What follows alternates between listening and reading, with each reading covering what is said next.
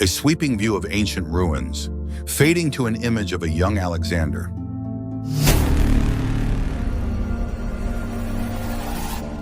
From the cradle of Macedonia to the deserts of India, my journey was more than just the pursuit of power. It was the pursuit of something greater, but not even I could have foreseen the end that awaited me. I was born in 356 BC in the heart of Macedonia. My father, King Philip II, was a visionary, a man of power and military brilliance. But it was my mother, Olympias, who shaped my mind. She filled me with stories of gods and heroes, believing, knowing, I was destined for greatness. They told me I was the son of Zeus himself. Maybe I believed that, or maybe I just believed that nothing could stop me.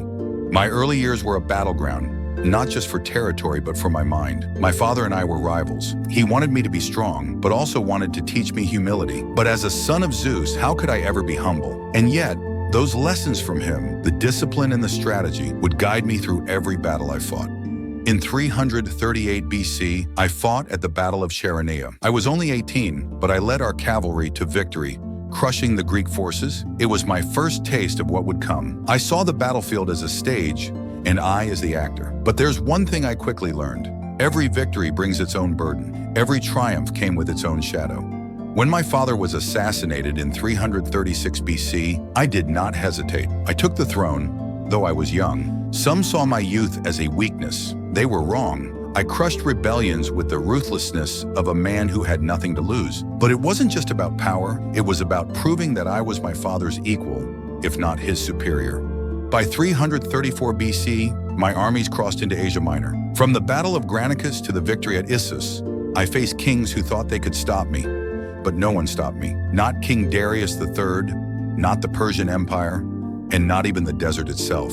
Every battle, every challenge made me wiser. But there were things no victory could teach me. I sought answers at the Oracle of Siwa. I needed to know what lay beyond the dust and blood. The Oracle confirmed what I had suspected.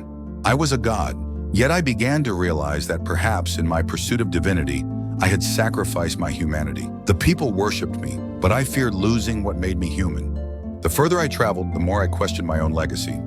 The Battle of the Hydaspes in 326 BC against King Porus changed me. After defeating him, I stood before the man I had just conquered. He didn't beg for his life, he showed honor. I realized that I was not just fighting for power, but for something that would outlive me, respect. But respect is a fragile thing. I thought I could build an empire that would endure. What I didn't understand was that empires crumble from within. My men, weary from endless battles, refused to go any further. I had conquered the known world, but at what cost? My ambition had turned my army into something more than a force of war. It had become a prison. And so, I turned back. I was a conqueror, but even a conqueror cannot fight the world forever. In 323 BC, I fell ill in Babylon. Fever gripped me, and the mighty conqueror became mortal once again. Was it the curse of the gods? A poison? Or just the weight of my own decisions catching up to me?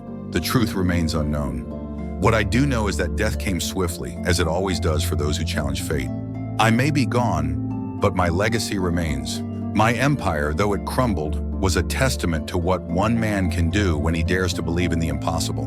But remember this, greatness is not found in the conquest you make, but in the wisdom you gain from the battles you fight within. Alexander's life was one of unimaginable triumphs and tragic flaws.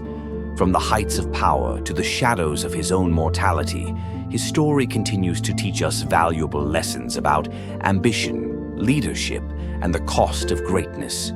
What do you think? Was Alexander's quest for glory worth the price he